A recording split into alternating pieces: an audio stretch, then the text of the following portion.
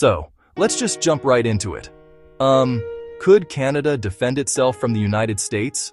It's a wild thought, right? Almost like a hypothetical you'd kick around with your buddies late at night, but when you really start to break it down, it becomes a fascinating thought experiment.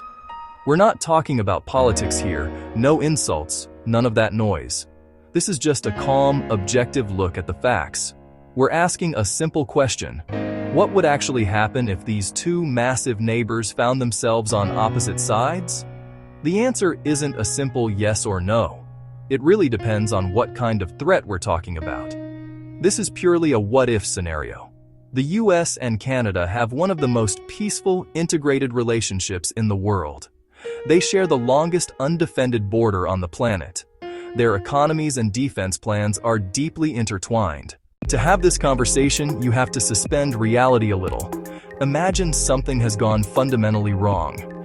Explore the hypothetical, and we get a clearer picture of each country's strengths and weaknesses. The central idea: Canada's ability to defend itself depends on the scale and nature of the threat. For a small, localized conflict, Canada has options. It could put up a serious fight. For a full-scale, all-out invasion, it's a different story. The sheer difference in population, economic power, and military might creates a gap that's almost impossible to close alone. We're going to look at the numbers, the geography, and the possible strategies, and what that means on the ground, in the air, and at sea.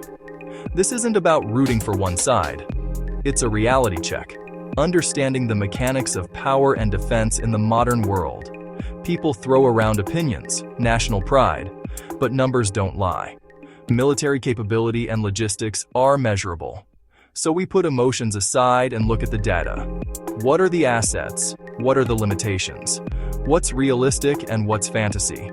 Let's dig in and see what the facts tell us. First, you have to look at the raw numbers, and man, they tell a story. The United States has a population of over 330 million people. Canada has around 40 million. That's a staggering difference, more than 8 to 1. This isn't just about having more people. It's about the pool of manpower you can draw from for military service, for factory work, for logistical support, for everything that fuels a war effort. The US active duty military has around 1.4 million personnel. Canada's is about 70,000. Right there, you're looking at a 20-to-1 ratio in active troops. Then you look at the money.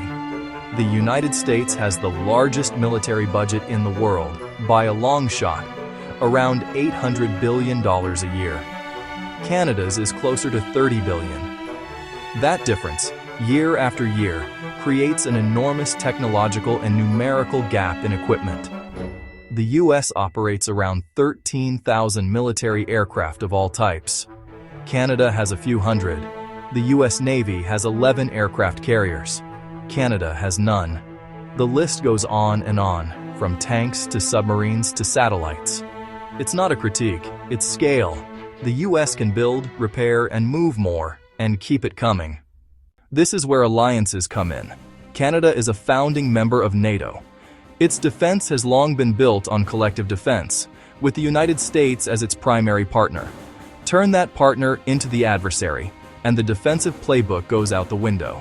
Canada would be on its own, at least initially, a deep strategic crisis. Now, it's not all one-sided. Canada has a powerful, silent ally, its own geography. This country is the second largest in the world by land area. Vast forests, massive lakes, rugged mountains, and in the north, unforgiving Arctic tundra. Invading and occupying a territory that huge is a logistical nightmare. Supply lines get stretched thin. Convoys become easy targets. The landscape favors defenders who know the terrain. Then there's the weather. Canadian winters are no joke for heavy equipment. Fuel gels, machinery fails, frostbite sets in, movement slows to a crawl. The Russian winter helped stop empires. Tech helps, but not enough. Canadians trained for the cold hold a real edge. About 90% of Canadians live within 100 miles of the border, a vulnerability and a strength. Seizing cities near the border is one thing, pacifying the vast, empty north, another entirely. So, What would Canada actually need to do to defend itself? It depends entirely on the scenario. If it's a limited border incursion or a localized clash, Canada could absolutely hold its own. The Canadian Armed Forces are professional, well-trained, well-equipped, and they'd use local terrain to their advantage. Their special forces, like JTF-2, are among the best in the world. In a limited scenario, Canada could contain the threat, impose costs, and rally diplomatic and political support. But a full-scale invasion changes everything. A head-to-head battle with the full might of the US is not a winning proposition. The goal shifts from defeating the enemy to surviving, and making occupation costly and painful. This is where deterrence and asymmetric warfare matter. Heavy anti-air and anti-missile defenses to protect key cities and infrastructure. To make the skies contested. Leverage Canada's vast geography. Train and equip forces that can melt into the wilderness and fight a long-term guerrilla campaign. Bleed an invader through 1,000 small cuts, ambush supply lines, sabotage infrastructure, wage relentless resistance. Not to win set-piece battles, but to make occupation so costly that withdrawal becomes the only option. Of course, the ultimate trump card for Canada would be its allies. An unprovoked US invasion would trigger Article 5. An attack on one is an attack on all. European powers would face an impossible choice, but could send aid, weapons, intelligence, and supplies to a Canadian resistance, alongside sanctions and diplomatic pressure.